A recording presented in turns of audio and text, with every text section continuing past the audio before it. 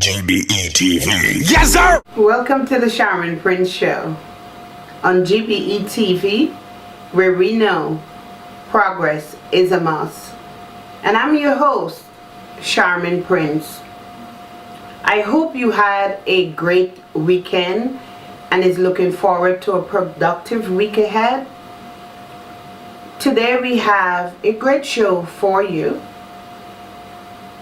I have a guest, Dr. Dorne, who is also Guyanese, and he's a school psychologist here in New York City.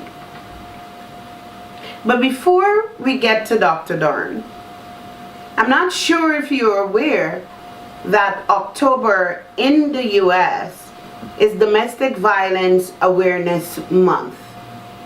And over the last week, or I'll say the last 8 days, we've seen quite a few cases of domestic violence in the media. We've seen the police officer who lost her life. On behalf of the Sharmin Prince Show and GBE TV, we would like to send out our condolences to the family and friends of the late police officer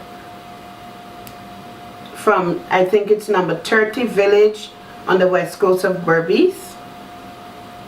Also, I think someone sent me a young East Indian woman lying on a bed, and she might be paralyzed from the neck down. Someone else sent me another female that is showing her bruises.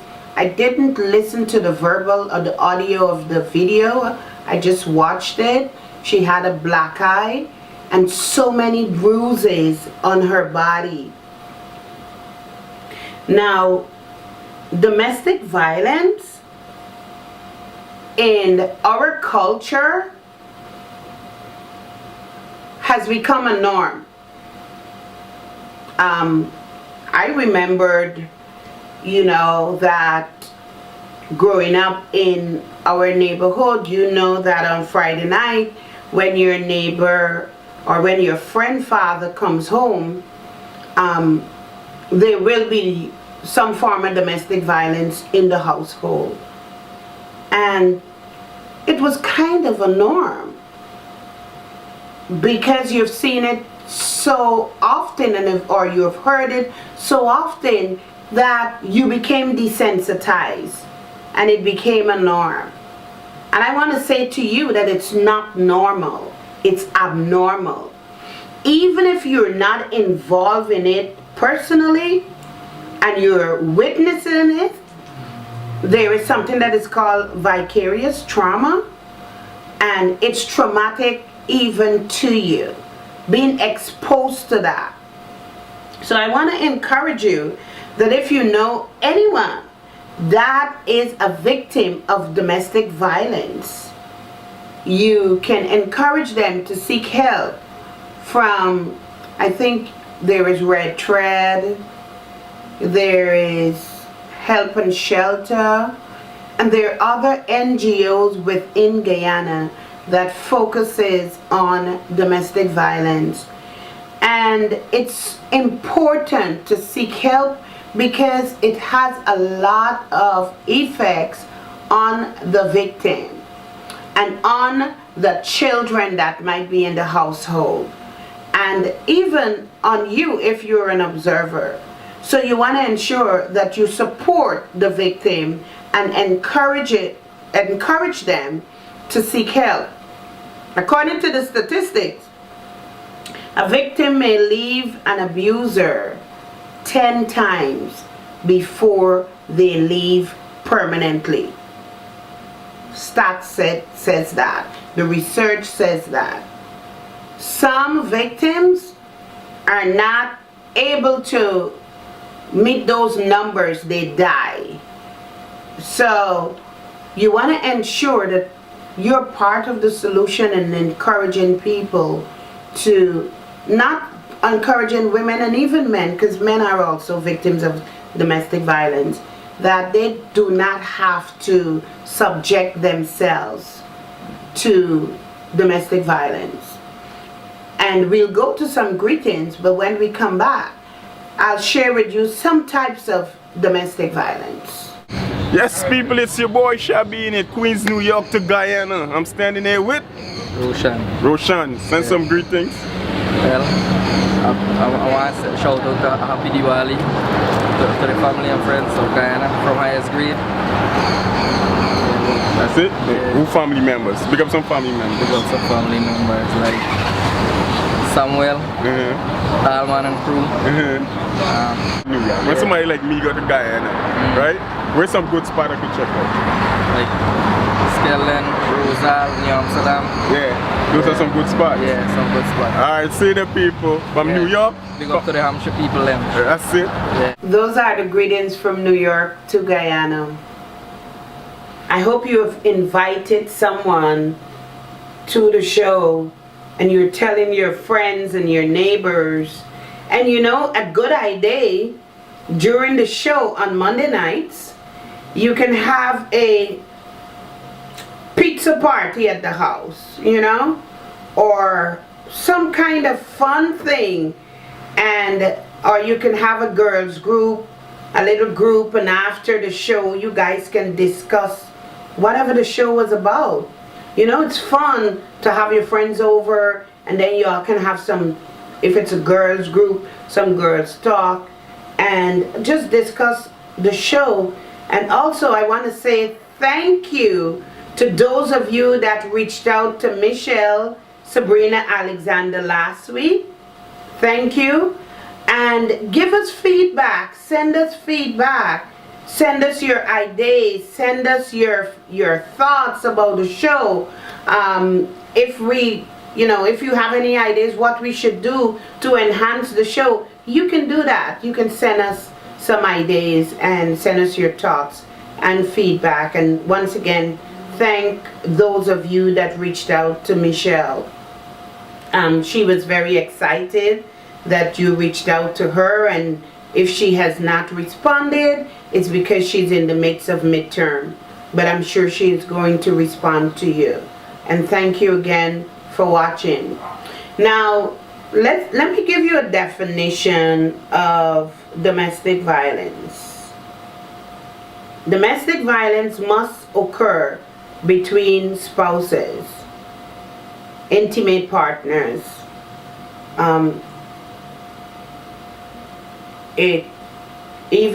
There's domestic violence even in same-sex relationships. Intimate partner violence, they call it.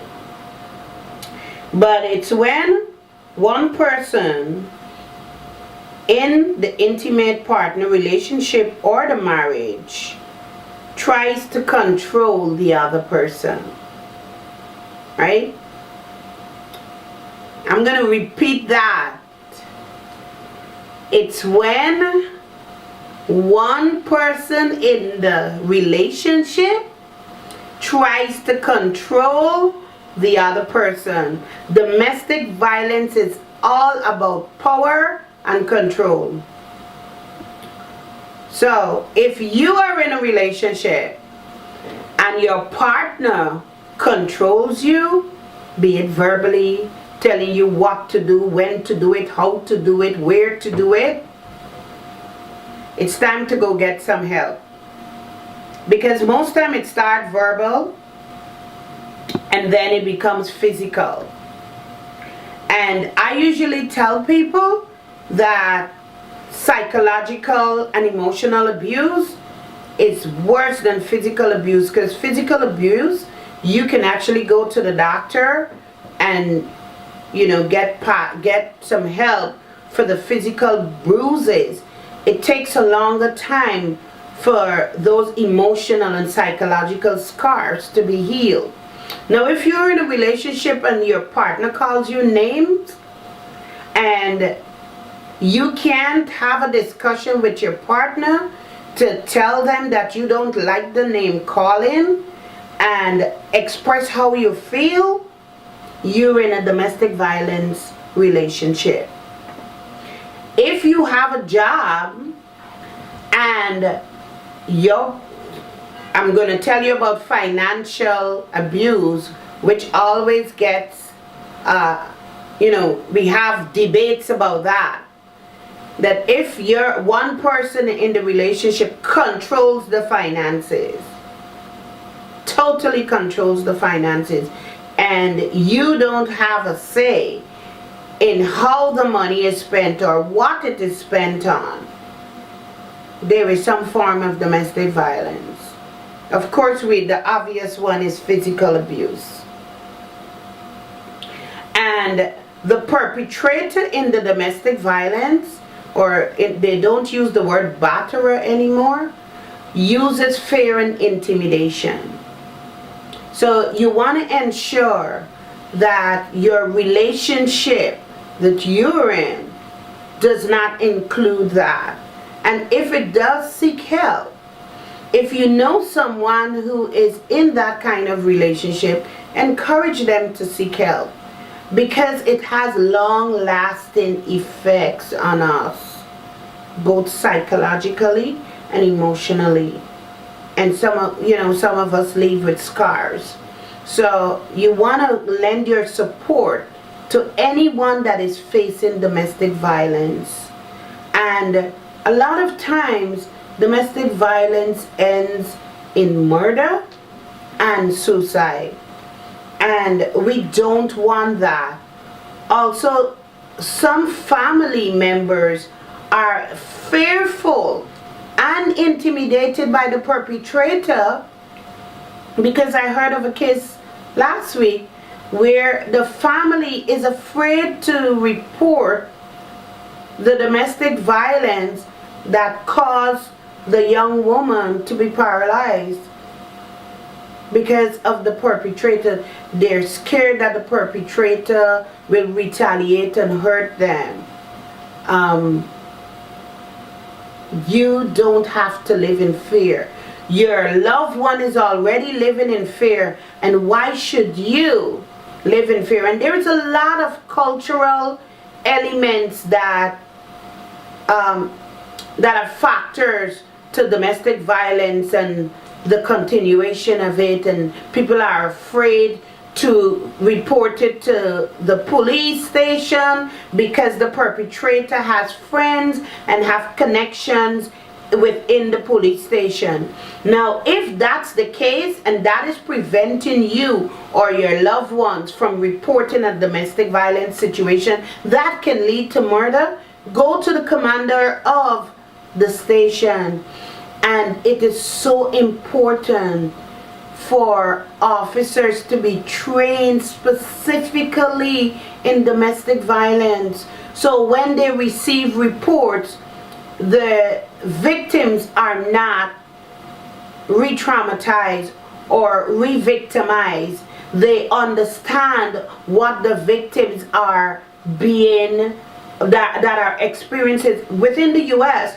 There's special units, specially trained officers for domestic violence because it's so common, and because it has become a subculture in the Guyanese community. We need a specialized unit. We need specialized officers who, when a victim or a victim relatives goes to the police station and to file a report, they're sent to that specialized officer or officers or unit. This is a need right now in our Guyanese society. Let's take a commercial break. Next Gen Car Rentals. For reliable, clean, fuel-efficient and well-maintained cars, choose Next Gen Car Rentals. Telephone 231-8963 or like us on Facebook. Next Gen Car Rentals, taking you to the next level. GBE TV. Yes, sir! Welcome back to the Sharmin Prince Show, and I'm your host, Sharmin Prince. We've been talking about domestic violence because it is October, and October is Domestic Violence Awareness Month here in the US. And I just want to share with you What is emotional abuse? What is verbal abuse? Verbal or non-verbal abuse of a spouse or an intimate partner may include, as I said earlier, threatening or intimidating to gain compliance, destruction of the victim's personal property and possessions, violence to an object such as the wall, you know, instead of they punch you, they punch the wall and put the hole in the wall, or they break the furniture, or they beat the dog. Some way of instilling fear within you, that if you leave me, I'll kill you, or you know, if I can't get you, no other person can get you. Yelling or screaming, calling you names, calling you out of your name, constant harassment, embarrassing you, making fun of you, mocking you, and this is all done in the presence of others, criticizing or diminishing your accomplishments, or if you have a dream or goal, telling you that you're worthless and you're nothing without him or her. Excessive possessiveness, like where are you going, what are you doing, who are you going with, what time you're coming back, who are you speaking to on the phone, isolate you from your friends and your family. Those are serious signs. Checking up on you all day, even if you're at work or home.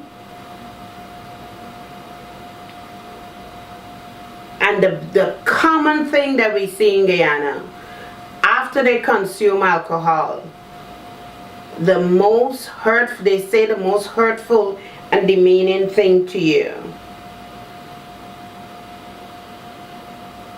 And then of course the fights. Now, do you know that domestic violence, I mentioned it earlier, includes sexual abuse, right? Sexual assault. Forcing you to participate in sex when you don't want to. Exploiting you sexually. Exposing you to pornography even though you don't want to. And most times sexual abuse is linked to physical abuse. They might occur together after the abuser physically abuses you. They sexually abuse you. There's also stalking. Stalking is harassment. And it is a threat to you if you're the victim. Stalking can take place near your home. Every time you leave the house, your stalker is there.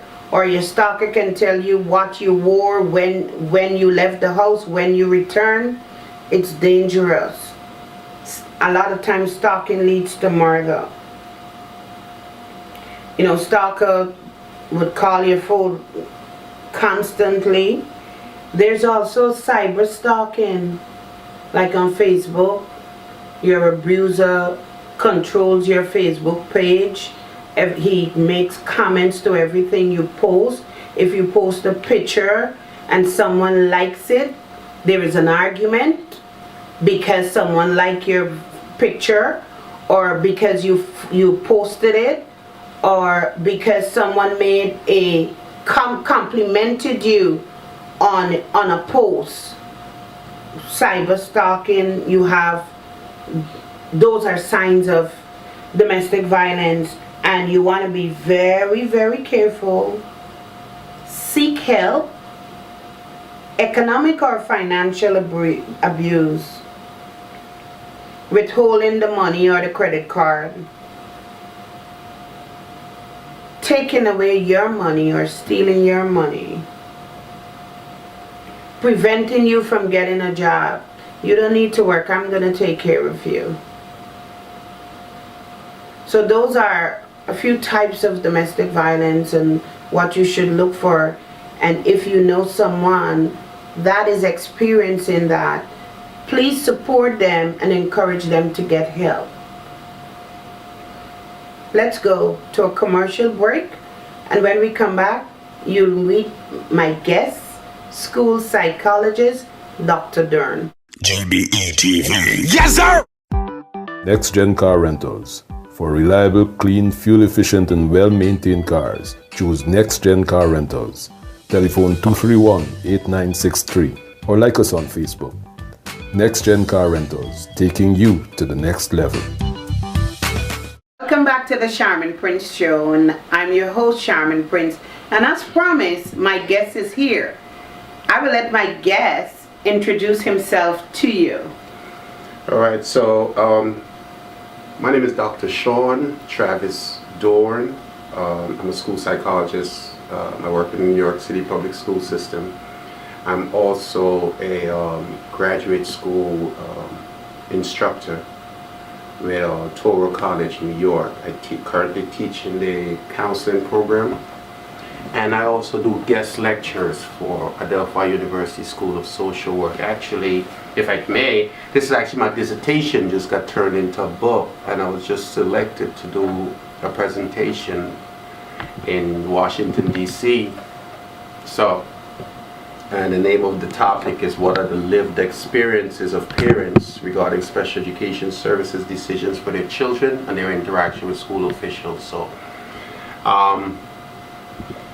and what about I've been a school psychologist since September 2006, I think it was, and I just love being in the mental health field. I've been doing it for quite some time, and it is pretty cool. I'm not sure if that's a fair. I was born and raised in Guyana. Of course. Oh, yes. Guyanese. Guyanese to the bone. Yes.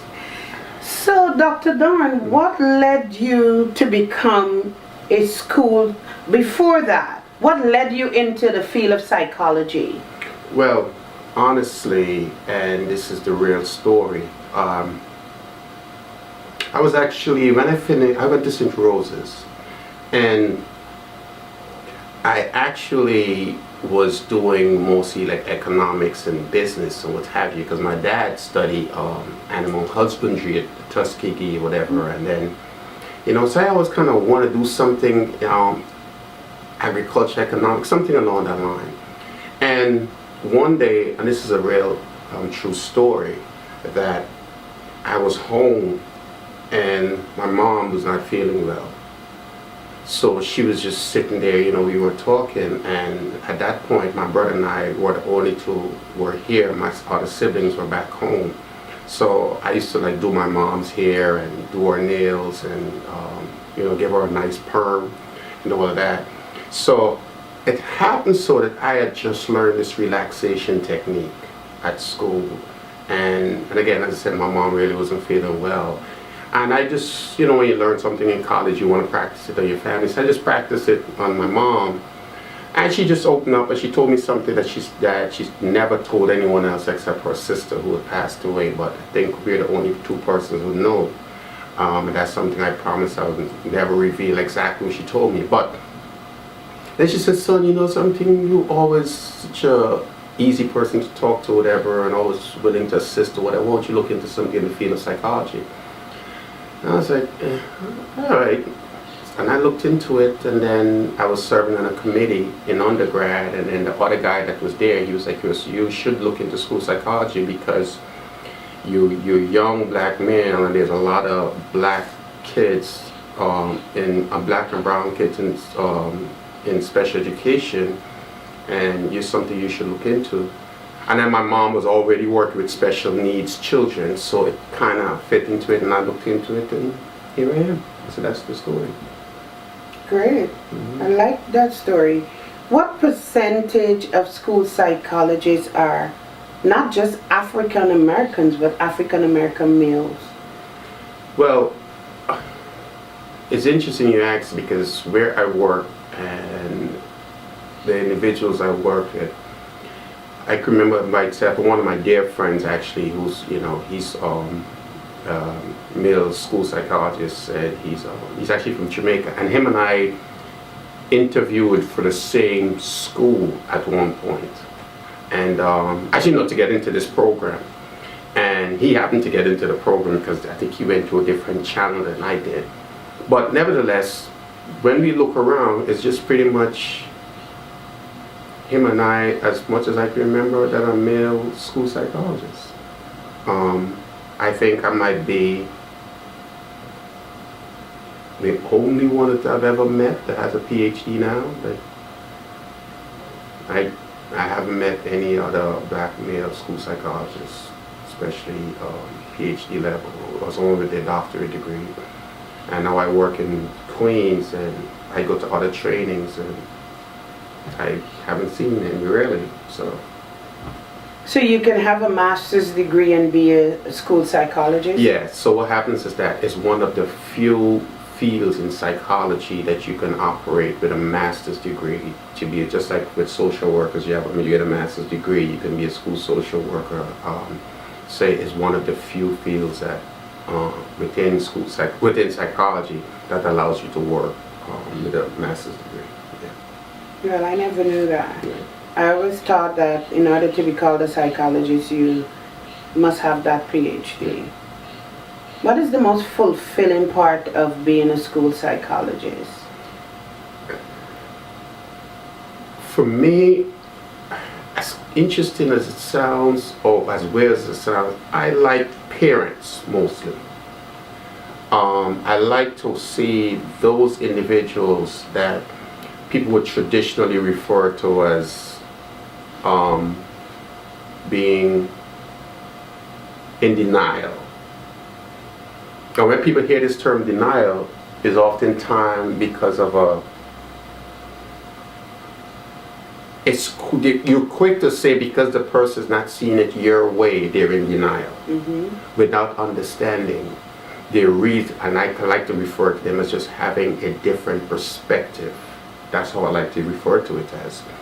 So, and I like to work with those individuals especially, and to watch them transition from, watch the relationship kind of mesh together from my position over here, that's representing the school system and this whole system, and this parent that's representing a family system, and are we able to come to some type of understanding that we are here to really do what's in the best interest of children. Because you're coming from Ghana, we truly believe in that whole taking a whole village to raise a child type of thing.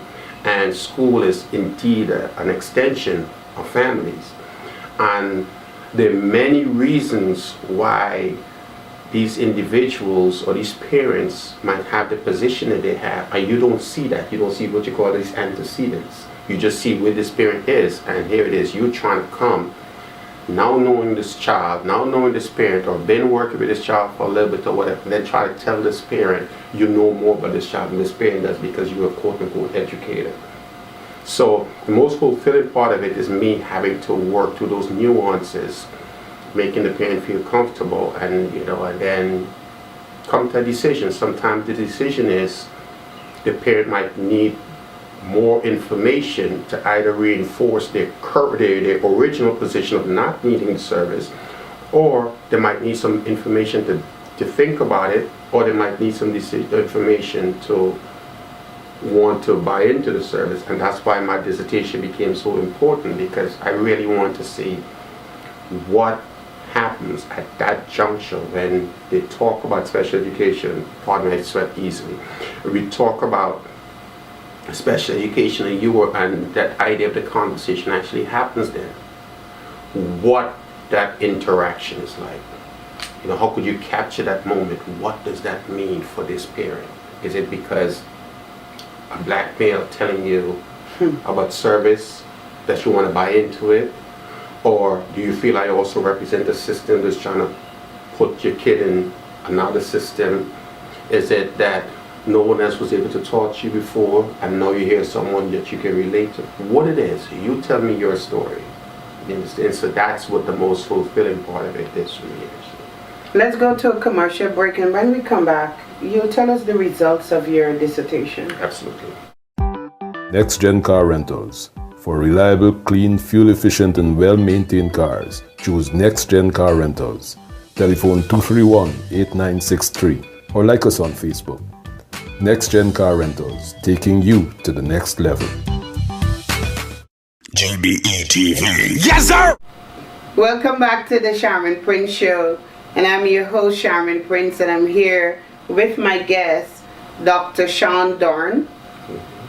So, Dr. Dorne, before the break, I just wanted to ask your experience with the dissertation. Well, the whole process, I have to say this, that it took me a while to get to the space of actually writing, because first, you have to get approval, and you have to put in your proposal. And what's interesting is that my dad actually passed when I was working on the proposal stage, initially into the proposal stage. And then a couple years after my mom passed, as I was coming down to the end of the proposal stage. So I had to work through all of those obstacles to continue, because once you start working in your dissertation, it's like you taking a road test. You have the person in the car, and who, they're riding shotgun, but you still have to execute all of the things that you learn in driver's ed, or you learn when you get your permit. So my advice was guiding me through this part, but I still had to put in all the necessary work to get it done. And but my experience with it was very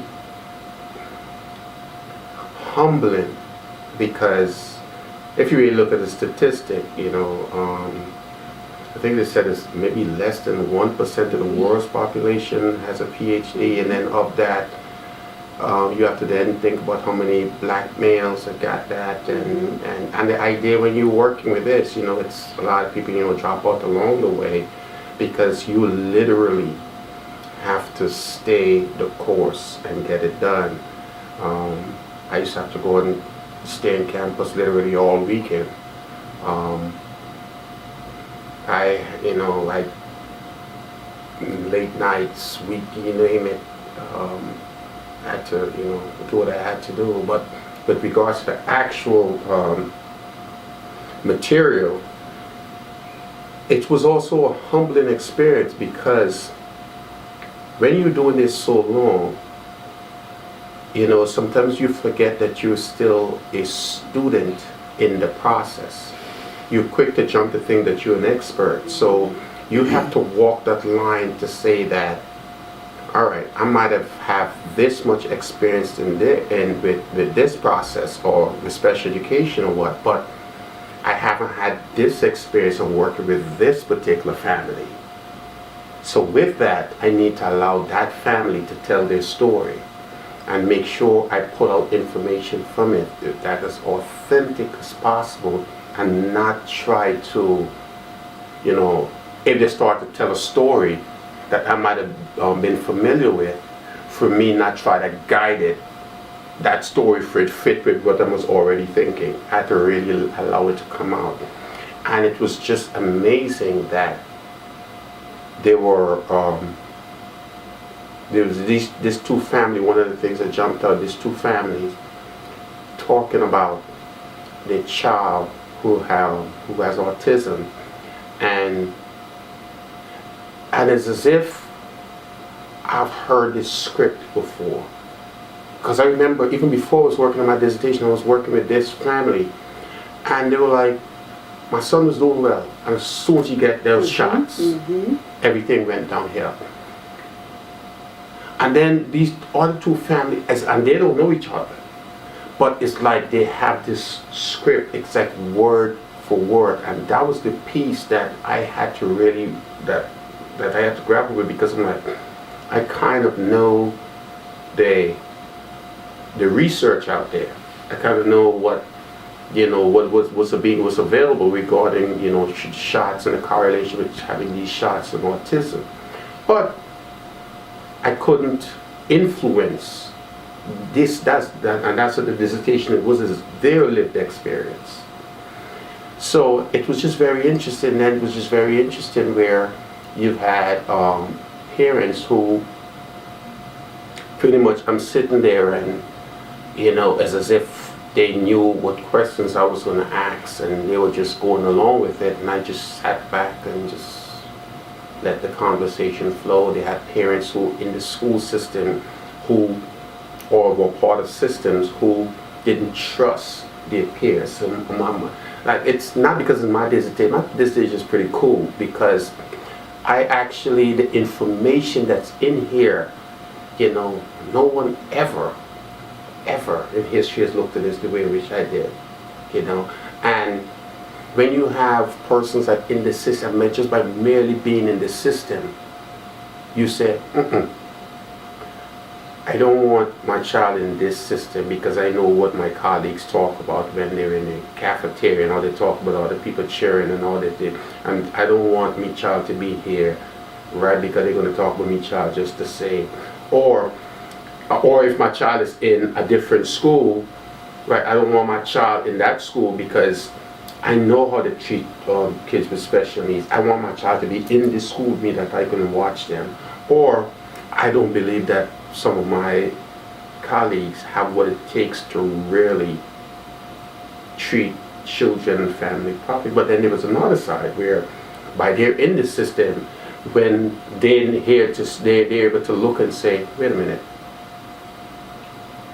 all these misconceptions and these perceptions and all that stuff that people have from the outside, that's not the way it is. There might have been special education back then, but times have changed. And I know the benefit. My child needs help, and I'm going to give my child the help. Right? I know my child having this safety net of this IEP where they might have some relaxed standards, to like a better word, which is in the form of an accommodation or whatever. I'm going to let my child get everything that the government can give to them. I don't have to pay for it, so I have it. So then I was also able to get parents who talked about, coming from the Caribbean, and because the child were different with the language, how they spoke. For example, I used to spell the word C-O-L-O-U-R, color. Then my advisor was like, no, you have to drop that U, or how you spell check, or what. So many times, this is just how they speak or how they write, and it looks like they have a problem, but they don't. It's just a whole different education system. So that was it. Thank you. Let's take a commercial break. GBE TV. Yes, sir! Next Gen Car Rentals. For reliable, clean, fuel-efficient and well-maintained cars, choose Next Gen Car Rentals. Telephone 231-8963 or like us on Facebook. Next Gen Car Rentals, taking you to the next level. Welcome back to the Sharmin Prince Show, and I'm your host, Sharmin Prince. And I'm here with Dr. Sean Travis Dorne, and we just spoke about his dissertation. What are the lived experiences of parents regarding special education service decisions for their children and their interactions with schools officials? Very interesting. I'd love to read. I would not be able to read the entire dissertation, but at least the results. Dr. Dorne, how long did the dissertation process took you?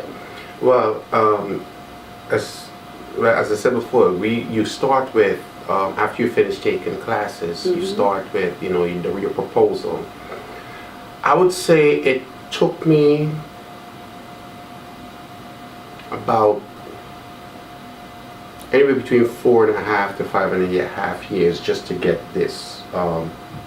Because you have to do your proposal, then you have to continue to work through it. And then you have to do an IRB proposal. What an IRB is like when you're going to conduct research, you have to go through this committee, and the committee then says to you, okay, you can conduct your research, but here are the ethical parameters that you need to operate within.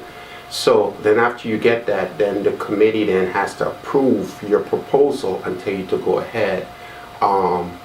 So when that happens, I think my proposal, actually, I defended my proposal, I think it was November 7th, I think, 2014. 2013. Yeah, because I didn't talk to us for such a long time ago, I can't remember. But nevertheless, then after that, that's where you start your data collection. And then you know, the data collection was I conducted interviews, and then you had to write everything individuals say, and then interpret it and go back and ask them and show them the information and ask them if it was accurate. Is this what they wanted to say? Do you have a change of position? What have you? And so from then to now, I successfully defended my dissertation on January 6th, I think it was, 2017. So you figure, yeah, I think the whole, just this part alone, it took me about 9.5 years to work on my PhD. And but I just want you to repeat that for some viewers, because, and I say that because some viewers think that obtaining a PhD is easy. You know, some people think that a PhD is easy. You go to school, you complete the coursework. According to research, over 50%, we have so many ABDs, all but dissertation. They complete the coursework, but the challenge with the dissertation, they give up. Yeah, it's, I remember one thing that even my advisor used to say to me, and I gotta say it because I remember one of my first papers I wrote is as if, you know, someone gave me direction for, the person might have just said, hypothetically, the person said Linden Boulevard, and I just automatically assume it's Linden in Brooklyn, but it's Linden in Queens. So, and I was so way off that she moved it from an F, then I think to a D minus, and then she said to me, redo this paper. And she refused to let me give her her own thing, but I stayed the course. As I said, I used to be on campus, my eyes were swollen. It was, listen, I'm proud of myself. It was a big deal. So nevertheless, I was able, and then I asked her to be my advisor, and she was like, it would be my privilege to be your advisor because I watch you, how you move through this process. And why am I saying all that? Why am I saying all this is because they told me it is a privilege and an honor to have a PhD, and it's absolutely that. There's no other way to put it. You know, when you look at just that, you were literally sitting at the upper echelon, at the top of this educational realm, this achievement realm. So if we have a few PhD candidates that are viewing the show, what would be your encouragement to them? I'm pragmatic too, right? Meaning that I believe knowledge comes from doing, right? Here's a perfect example of it. In order to get here, I got up, I did shower, freshen up, iron my clothes, you know, got dressed, grabbed my keys, opened the door, got into the car, turned on the engine, drove to the corner, make a right. Why am I saying that? Every letter you write, every punctuation you add, every correction you make, everything is a step closer to finishing. As weird as that sounds, what people don't understand is like this. For example, if you say, all right, commercial break, I need to get up and go to the bathroom. You have to get up. One step at a time leads you to that bathroom. If you don't do that, you're not going to that bathroom. Then the longer you stay here, you know what's going to happen. You see what I'm saying? So why am I saying that? Listen, and then be honest with yourself. If you know you can't work at home, don't stay home. If you know you're not a morning person, don't try to do work in the morning. Like me, I always had to go to the library because I'm honest with me. Yeah, 5 more minutes, man.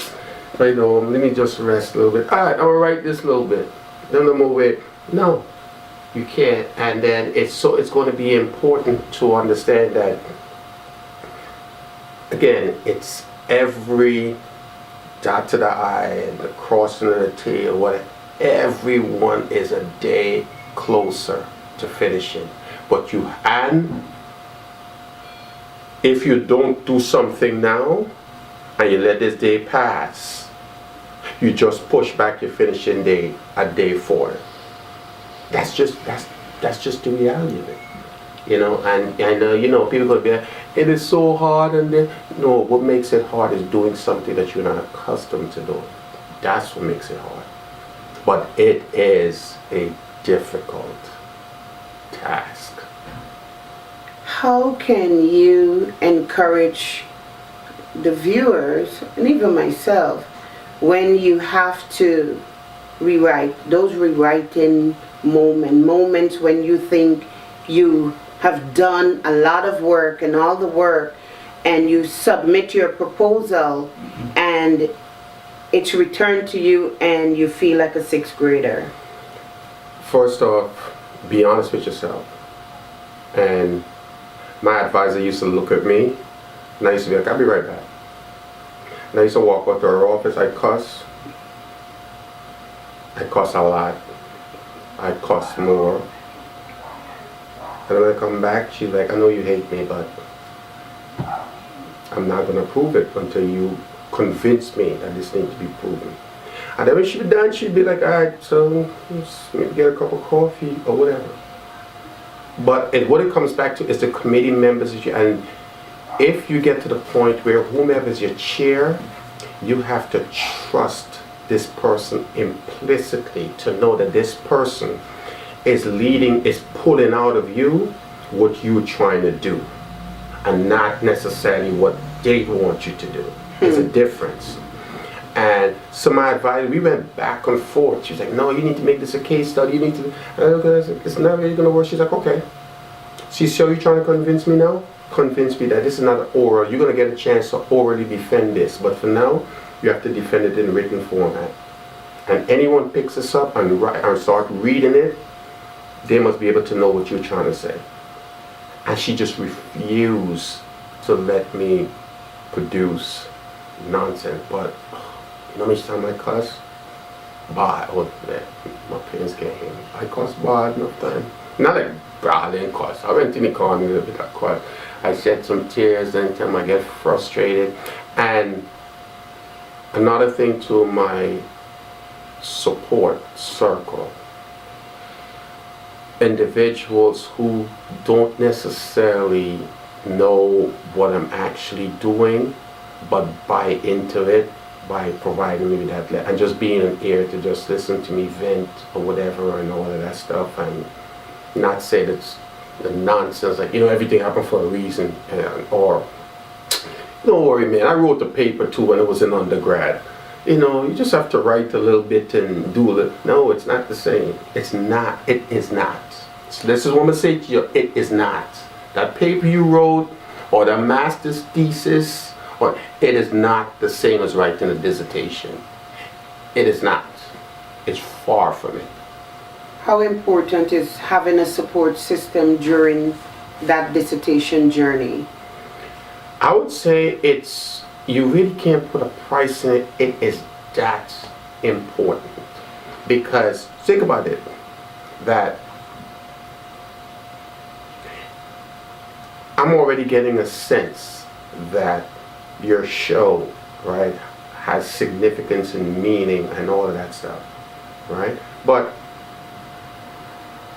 these things that the audience can't see, these pieces that the audience can't see, it was operating behind the scenes for you, to make you do what you need to do. But persons are seeing you, and you're doing a phenomenal job. But you have the cameraman, and creating the atmosphere and the energy and, you know, kind of keep you on track. And that's all those stuff here. And just think of what you would say at a concert or a symphony. That little sound that might be coming off the back that's adding to that acoustic and all that stuff, that all working behind the scenes. It's that significant. Yeah, the same people might think that, oh, you got the brains for this, but bro, your heart is involved in this. Your belly, when your belly hungry, you gotta feed it. Your ears gotta listen. Your eyes gotta see certain things. Your fingers gotta move. You gotta move your foot so you don't get cramped. Mm-hmm. Yes, all these things that people might not think of are working to get this piece done. You understand? So when you look at it from that perspective, it's that support system, and that's what it was. It's a system, right? And as you're moving through the system, there were non-support, because support is still part of the word support, that you have to take off the none. The individuals who want to call you every Friday night, yo, let's go out and drink. Yo, we got a football going on today. Come on, watch the game. You could write tonight. The individual get, nah, no, you're good. I'm going to hit you up in a couple of weeks, but I'm available. You hit them during the day, they're in a meeting. It's like, all right, I can't talk more, but I'll call you later. I had some friends I used to call them every day when it happened to Jackie Robinson. Because I used to be like, why am I doing this? Why am I doing this? And they would just listen to me vent, allow me to vent until I turn on to the campus. Then it's like, all right, Gretchen, we'll talk. But what they were doing is, you know, like when you go out when you were younger, and your parents just looking at you go all the way around the corner. That's why there's reason why I say call when you get there, right? Let me know when you're home safely. You check in the room to make sure you're still breathing and all that stuff. We don't understand the importance of all of that, but these are individuals putting things in place to make sure that you have what you need and not just necessarily what you want. You see what I'm saying? And that's pretty much what it is. It's critical. I have this idea. I know you're a school psychologist and you're off during this summer. You know, during the year they have Doctors Without Borders, and they have to go through a lot of red tape in order to get there. But that's fine. We have an entire almost 6 or whatever months. We can do psychologists or human services professionals without borders, and go to Guyana and get some work done. Listen, I'm down. Listen, once it needs to go back and do what we need to do, I'll make it happen once I know in advance, and once I'm off from work, because I'm with the Department of Education, so when the kids are off, that's when I'm off. Once I get enough notice, I go down there and I do what I have to do. There's so much other things that I did, even with my high school, St. Rose's, that nobody knows about, because I'm not into all that. I go down there, I do what I need to do or whatever, and I just keep it moving. But again, it's the whole bureaucracies and all this nonsense. That's exact, and whomever's in the position that's listening to this have to understand that many individuals don't want to come back and do stuff in Guyana, because we don't want to deal with the nonsense, the bureaucracies. Let's come and give this service directly to the people who need it. That's it. Well, Dr. Dorne, I want to thank you. You will not be a stranger on this show. Viewers, you will be seeing more of Dr. Dorne because he has a lot to share with us, and I'm sure some of you are asking about special education because it's not a familiar term in Guyana. So he will be back to share what entails and how a child gets into special education so that you can become familiar with that. And we didn't get to the results of your study, but you'll be back. Absolutely. I hope you accept my invitation. Absolutely. When I call you again. And I want early in the morning, because oh shucks. Absolutely, I'll be back. Absolutely. I just want to thank you for being here. And I want to thank you guys for, you know, and my cousin, my niece, Sonia. In England, who actually introduced me to you guys, and said to give her a shout out. I just did, and you know, she spoke so highly of you guys. She was just sending me some information. I was like, wow. And then the first thing I said is, yeah, whatever. Because, you know, I kind of had this bitter taste in my mouth, but just for note, you guys took the time out, your producer took the time to call me, and I appreciate this. Let's make something out of this, whatever it is. If we could get that one person from QC away from, and get them to stop cutting and cut less, so it is a success. Yes. And let's do what we have to do. We will. You know? All right. Thank you. Let's take a break.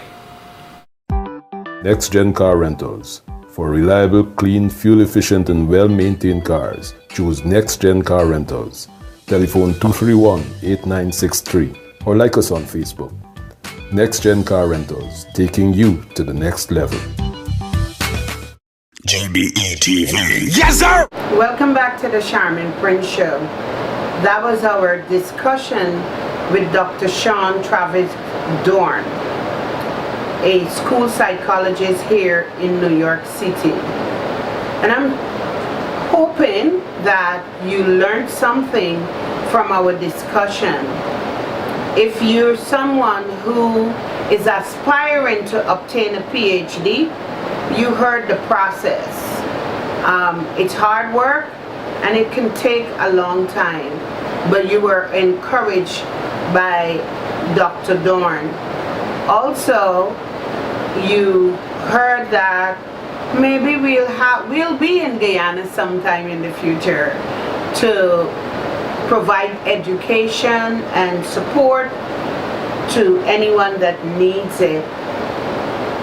I hope that you learned something from our discussion earlier before the interview with Dr. Dorne about domestic violence, and you'll provide support to anyone that you know that is a victim of domestic violence, and identify those NGOs in Guyana that provide services for domestic violence. Remember, October is Domestic Violence Awareness Month. It's also Breast Cancer Awareness Month. And for those ladies that are watching, if you've never had a mammogram or a sonogram of your breast and you're 40 years or older, I want to encourage you to do so. Speak to your doctor and get that annual checkup, or just get a mammogram or a sonogram of your breast. And on behalf of GBE TV, we want to thank you for watching the Sharmin Prince Show. Good night.